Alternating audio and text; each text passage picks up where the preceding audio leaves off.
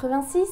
Comment organiser les projets? Il est certes nécessaire de bien comprendre les acteurs, mais encore faut-il les organiser en un tout cohérent. Cette partie de notre formation décrit les principales décisions organisationnelles, en particulier la manière dont les maîtres d'ouvrage choisissent les autres intervenants. Comment choisir un assistant au maître d'ouvrage? Premièrement, d'après la liste des compétences requises pour le maître d'ouvrage, telle que décrite en détail dans la vidéo précédente, il va rechercher des compétences complémentaires aux siennes et nécessaires au projet évidemment. Par conséquent, le maître d'ouvrage va solliciter des compétences, mais également une personne ou une entreprise sur laquelle il va pouvoir s'appuyer en toute confiance. Le maître d'ouvrage devra veiller notamment à l'absence de convergence d'intérêts avec d'autres acteurs du projet ou de tiers concernés. Un des critères également importants pour le maître d'ouvrage sera le prix de la prestation. En droit privé, ce type de contrat est entièrement libre et peut être signé de gré à gré. Selon les types de dévolution, d'appel d'offres travaux, de conception-réalisation, de conception-réalisation-exploitation-maintenance, le choix s'appuie sur des groupements d'acteurs différents. Par exemple, dans un schéma classique, loi maîtrise d'ouvrage public ou équivalent privé, le maître d'ouvrage va opter pour une maîtrise d'ouvrage en gestion de projet MOE d'un côté et les entreprises de l'autre, tandis qu'en conception-réalisation, il va préférer un groupement MOE entreprise. Comment choisir une maîtrise d'œuvre? Une fois le programme rédigé par le maître d'ouvrage et ses assistants, en général le programmiste, le choix de la maîtrise d'œuvre est établi. Un concours d'architecte est très souvent organisé dans le but de sélectionner un projet et une maîtrise d'œuvre. Le concours est indispensable en droit public et est aussi pratiqué en droit privé dans des configurations plus variées. Il existe différents types de mise en concurrence pour le choix de la MOE. Ouvert, restreint, sur invitation, international, etc.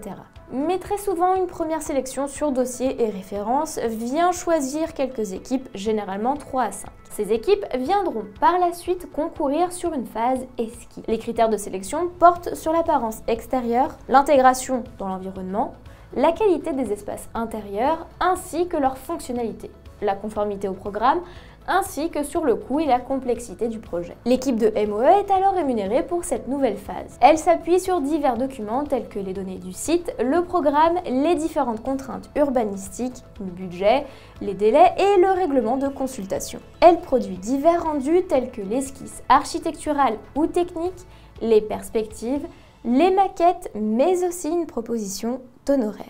Un jury choisi par le maître d'ouvrage se réunit alors pour déterminer le classement des projets. Il est très souvent composé de représentants du maître d'ouvrage, d'architectes, au moins un tiers en marché public, d'élus, de personnalités, etc. Le jury s'appuie aussi sur une commission technique composée d'architectes, d'ingénieurs, d'économistes, pour ainsi évaluer le respect du programme et le coût du projet. N'oublie pas de t'abonner à notre chaîne pour ne manquer aucune de nos prochaines vidéos. Et surtout, pense à liker si le contenu te plaît.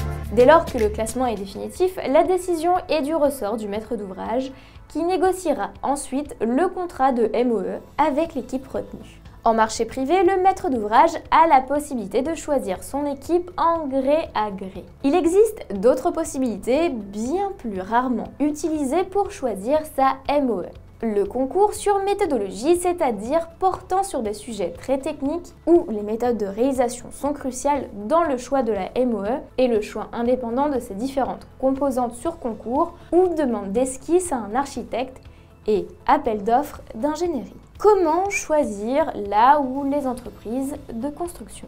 Rappelons les possibilités de l'allotissement, c'est-à-dire de séparer les lots d'entreprises générales et de groupements présentés dans la précédente vidéo. L'entreprise part de données d'entrée comme la conception, avec en principe un dossier pro de l'ouvrage, des limites de prestation, un règlement de consultation et un projet de contrat de marché. Il existe diverses formules d'appel d'offres possibles avec, comme exemple, demander une réponse en entreprise générale sur un lot ou sur un macro-lot, une combinaison de plusieurs lots. Comme pour la MOE, l'appel d'offres peut être ouvert, restreint sur invitation. Il nécessite la mise en place d'une commission d'appel d'offres et est fortement cadré en marché public. Il peut aussi être ouvert ou interdit aux variantes. Une variante est une modification de conception apportée en réponse par l'entreprise et qui porte sur un gain de prix et ou de délai. Elle est ensuite analysée de manière technique par le maître d'ouvrage et la MOE. Après examen de dossier, l'entreprise fournit un prix, un délai d'exécution, des documents administratifs tels que assurance, attestation, etc. et un dossier technique qui précise, par exemple, les méthodes d'exécution, les moyens mis en place, l'équipe, etc.